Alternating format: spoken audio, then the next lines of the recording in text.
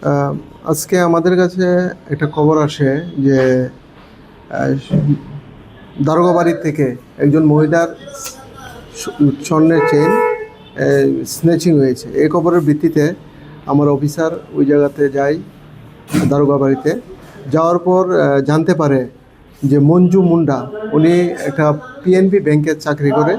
উনি বাড়ি থেকে অফিসে যাওয়ার সময় ওনার গলা থেকে স্বর্ণের চেইন স্নেচিং করে নিয়ে গিয়েছিল দেবব্রত দত্ত এবং বিজয় সরকার।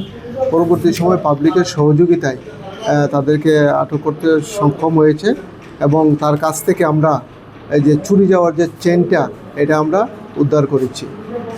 তাদের বিরুদ্ধে একটা আমার কাছে একটা রিটেন কমপ্লেন দিয়েছে এবং এর ভিত্তিতে আমরা একটা মামলা নথিভুক্ত করব এবং তাদেরকে তাদের বিরুদ্ধে আইনি পদক্ষেপ নেব।